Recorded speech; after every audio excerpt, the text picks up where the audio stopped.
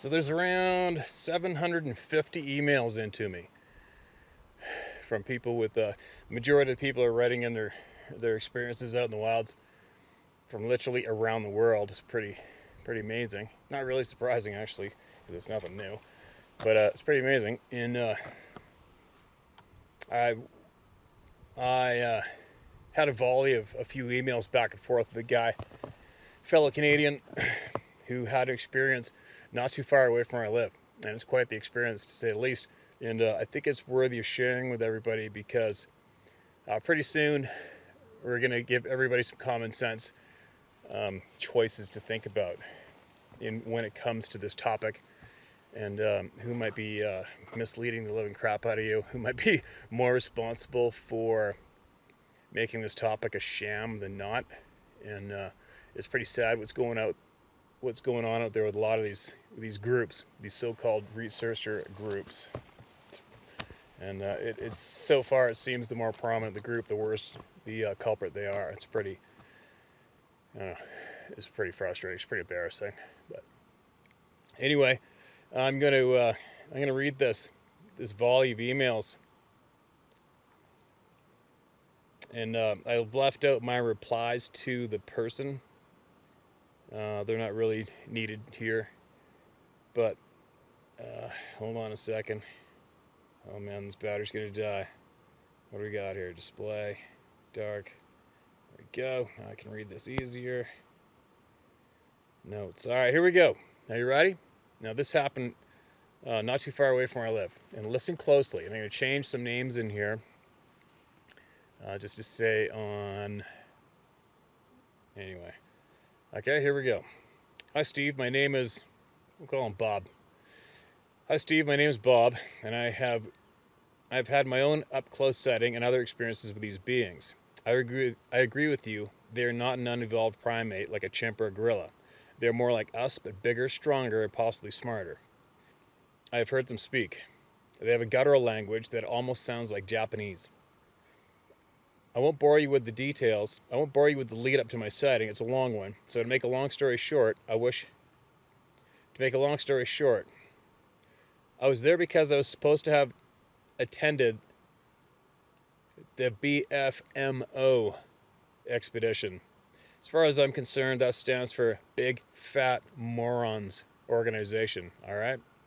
That's what that stands for. I had to miss my paid expedition. Paid.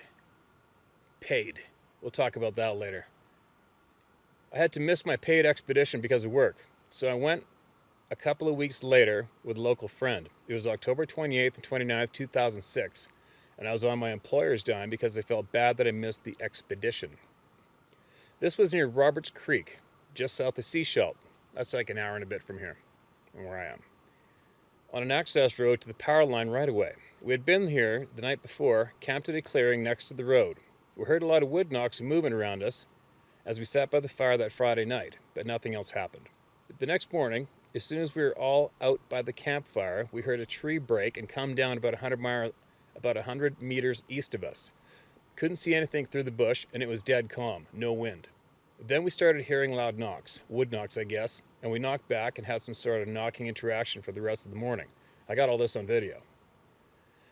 We hiked down the road towards the power line, then through the forest back towards camp to where we thought most of the noise we heard the night before was coming from. There was a thick fallen cedar tree in a small clearing with a giant butt print in the covering of pine needles on it. I jumped up on this log and could see the chair I had been seated in the night before next to the rented SUV. We determined we had been watched from this spot. I had to pee, so being an inexperienced idiot, I decided it would be funny to pee all over the area. I told my buddy, Rob, that it was to assert my dominance. He told me that it wasn't a smart thing to do, but I shrugged it off and I did my business. After this, we left to pick up groceries for that night. We returned just before sunset, and as soon as I turned onto the access road, I immediately noticed that the atmosphere was different. So much so that I got scared and rolled up my windows. We drove to the clearing we were camping in and started a fire. Like I said, the atmosphere was different and the anxiety and fear was building up to the point that my chest was tightening up and I was covered in goose flesh. Those are goosebumps, if anybody's curious. As the darkness came, my apprehension and fear increased. The night was overcast, so there was no light whatsoever. You couldn't even see the sky or the treetops when you looked up, or if you held your hand in your face. It was just all black except for the little light that the fire cast on the trees around us. We sat in lawn chairs, facing the fire, with our backs to my SUV. I had a 35mm camera with a powerful flash in my hands, and I had a powerful little headlamp on. I was scanning down the road to my right, then moved it so that I scanned the trees in the front of us 180 degrees and up the road to my left and then back again. I've been doing this for about 5 minutes when I was looking up the road to my left and started coming back when I saw it in the light of the lamp. I forgot all about the camera. All I could think of was that I couldn't be real, nothing could be that big. It was no more than 20 feet from me. 20 feet. All right, there's a helicopter coming. You're going to have to bear with me because I'm running out of juice. Where's that prick? Assholes. I saw its left profile, then its back, then its profile again as it stepped behind a tree. It was about 9 feet tall, 3 feet thick from chest to back, and at least 4 feet across the shoulders. Off. Fuck's sakes. It's probably about where filming where I am. The helicopters just suck ass. Alright, screw it. You're gonna put up the helicopters, you guys, alright? 3 feet thick from chest to back and at least 4 feet across the shoulders. I figured it had to weigh between 800 and 1,000 pounds. It was all black, looked like a ginormous bodybuilder. It was that muscular. I realized then and there would be nothing we could do if it decided to kill us.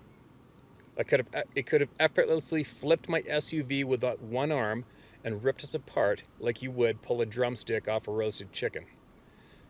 We left shortly after that, leaving the fire burning. I was terrified and on the verge of tears as we drove out of there. I had flashbacks for nearly 2 weeks after that. Every time I would turn my head to the left, everything around me would disappear and I'd be back sitting in that lawn chair looking at that impressive being silently walking behind that tree. There's more to the story, but it would be way too long. I agree that people need to be informed by the authorities about these things, these beings. I believe that they're kept secret by those in power for a reason that we don't know. I know you're not afraid of anyone, but be careful just the same. Up until now, they've been able to make the Sasquatch researchers look like fools, so you're treading a new and possibly dangerous road. Thanks for what you're doing, Bob. P.S. I got your back too.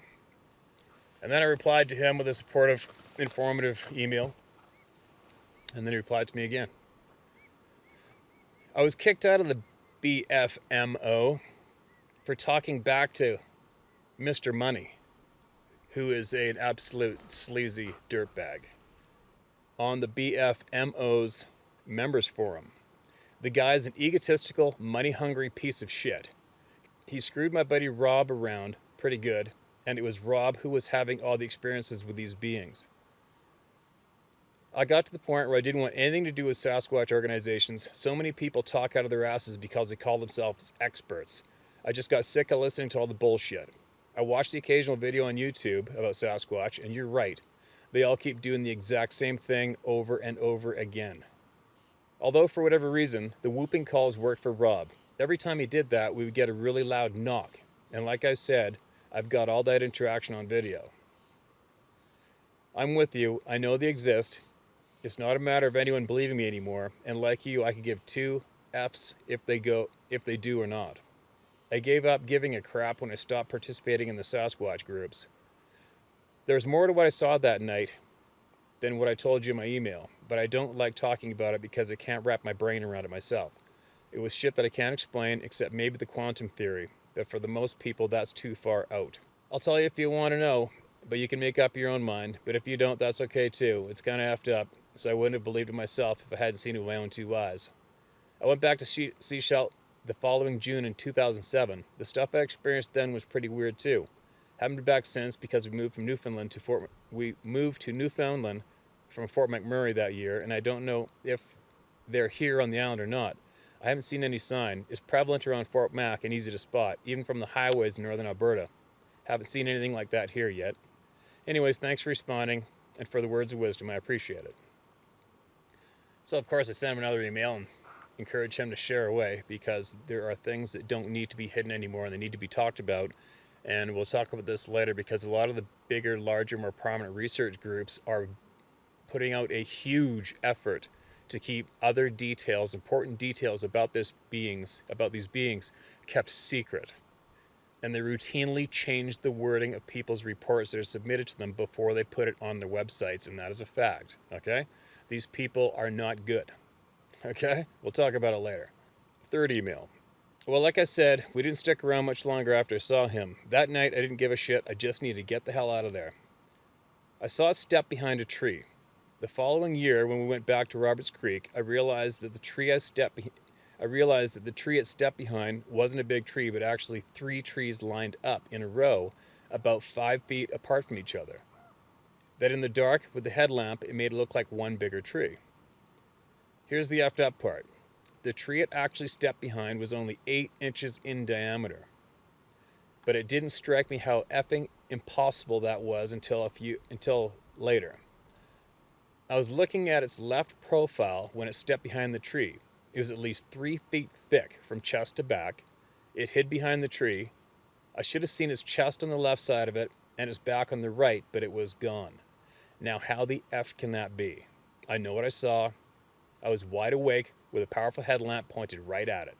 And take note, that's 20 feet away from him, okay?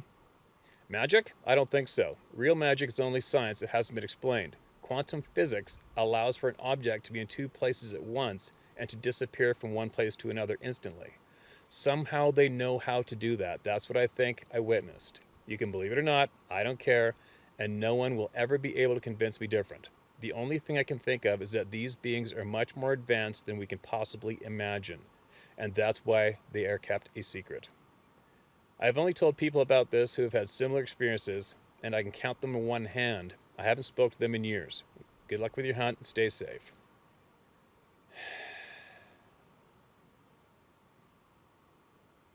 So there you go. There's another one. Another one of about 750 of them been emailed to me. And make of it what you will. Again, I've been hinting for a while to everyone that there is a lot more to the bigger picture than just these frickin' damn things. And yeah, I call them damn things because if you haven't figured it out yet, I'm not overly jacked and stoked that I became aware of these things. I didn't ask for it. But I've seen these things with my own eyes. Didn't ask for it. It is a piss off. It does make me angry. But this is going on with literally probably tens of thousands of people globally, annually. And this has been going on as long as we've been going on. Okay? And I think later on, as we progress in these series of videos, informative videos, supportive videos, I think we will start to look into common sense, how easy and why people are manipulated on an ongoing basis, and how you can recognize it. And I think we're just going to offer up different items for you to look into yourself, because an intelligent mind cannot be told what to accept. Okay? An intelligent mind can't be told what to believe. An intelligent mind has to go to work and see and figure things out for itself.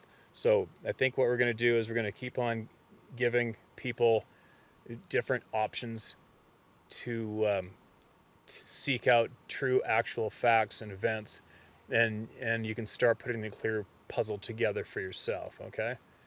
And what I have done along the way for many years now. I mean, first off, I stopped taking in my information.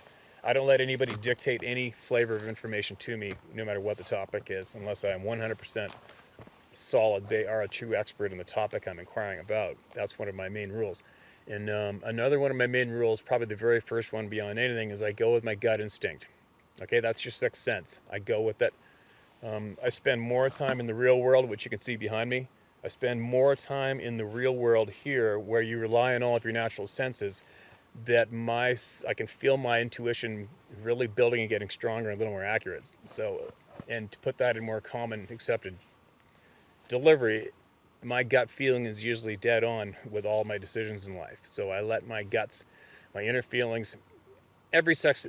Listen to Tony Robbins. Listen to successful people. The number one thing they'll have in common is they tell you to go with your gut instincts. Okay, and you need to follow your gut instincts with everything in life. And if you can get more in tune with your gut instincts, you're going to win. You're going to learn, and you're going to kick ass no matter what it is you're doing. But you have to get back in tune with yourself, and you have to block out all the garbage that's fed to you daily. And you have to make decisions for yourself, and you have to discover and learn on your own. And you have to do that. Okay, it's very, very important. And I think when it comes to this topic, if I could give anybody any kind of a heads up on where to possibly go to get your information in more credible areas, as opposed to finding your information from some less credible places, is number one, just step back, look at the group or the people you're looking for information from, and then if they are trying to get money from you or the public, just delete them.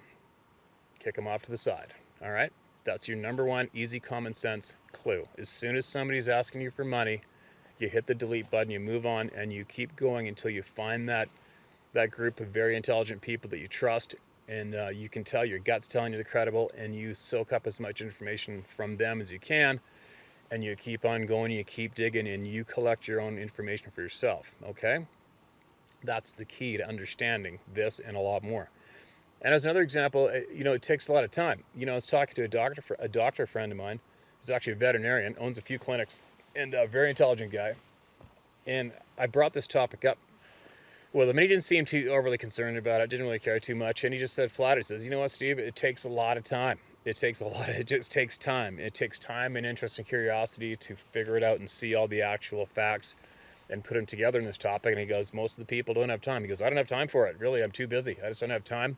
And I'm not overly that interested in it. He goes, he felt that obviously it was possible these things do exist, but he said flat out, it's all time. And believe me, it is time. It takes a lot of time. You know what? I saw one of these frickin' things when I was 17 or 18 years old. It's a long time ago now. So, and the shitty thing, like I told somebody in an email a little while ago, they emailed me and they were on the fence and asked me a few questions, and I told them flat out. I go, look, when you see one of these stupid things, everything changes and you can't go back. You can't take it back. You can't go back. It's impossible. Every single thing changes. The way you look at society, the way you look at the knowledge that society is delivering itself to the masses, you just look at the knowledge that's available to us. You start to see clearly how dumbed down we are nonstop. You start to see more clearly how we are being dumbed down. And, it's a simple way to put it, but we are. And we are kept away from a hell of a pile of knowledge, a hell of a pile of good knowledge, and probably a hell of a pile of terrifying knowledge. And it's being kept from us nonstop, and that is a fact. That's no conspiracy. That's fact, And it's funny how you watch how people react to numerous things. It's like, just this last few months, the Canadian and the American armed forces have admitted to the fact that, yes, UFOs do exist and aliens from other solar systems do exist. They've acknowledged it. And you don't see the news channels jumping up and down and the public freaking out about that, do you? I'm sure they will soon. Who knows? Will the governments at power use those statements in their benefit to start manipulating